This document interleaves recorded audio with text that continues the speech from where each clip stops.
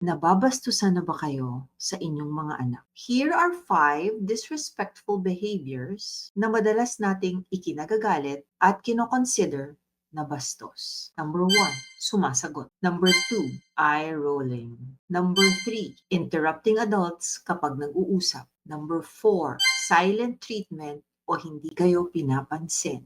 And number 5, hindi kayo pinapansin lalo na kapag naka-gadget. Bago natin isipin na nagiging bastos sa atin ang ating mga anak, we need to know that these may be signs of unmet needs, frustration, or immature emotional control. Believe me, it's not always disrespect. Sometimes it's dysregulation. So let's flip the question. Why do their behaviors trigger you so much? Minsan, it's our own issues reacting to their behavior.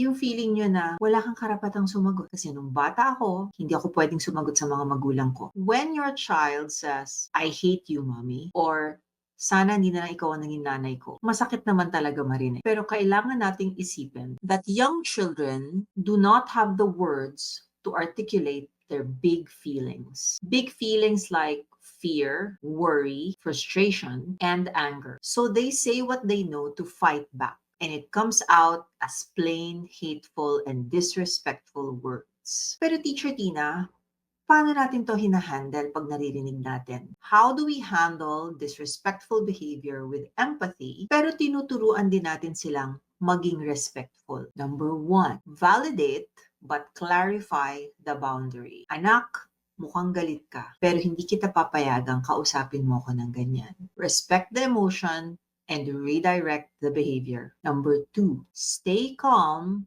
but firm. Anak, let's talk when you're ready to speak to me with respect. Disrespect is not allowed, but you shouting at your child is also not ideal. Number 3, teach them the words. Anak, next time you say, I feel upset kasi parang unfair that ate gets what she wants all the time. Mas maiintindihan kita kung ganun ang words. Children need to be taught scripts to help them communicate. Number 4, take a break first. Anak, we both need to cool off. Let's pause first and talk later. Disrespect can be de-escalated and not punished right away. And number 5, my favorite, I think it's always in my videos. Connect before you correct. Okay, anak, halika muna. I can see that this is hard for you. Let's breathe. Regulate first, then discipline with empathy. Parents, the goal is not perfect behavior.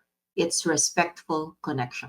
Kaya every time we stay calm during these altercations, we model what respect looks like. Disrespect is often a cry for connection. Behavior is your child's communication tool because they don't have the words yet or the regulation to tell you what they feel. You are the adult in this relationship. So you are responsible to reach out and connect. Follow for more parenting tips.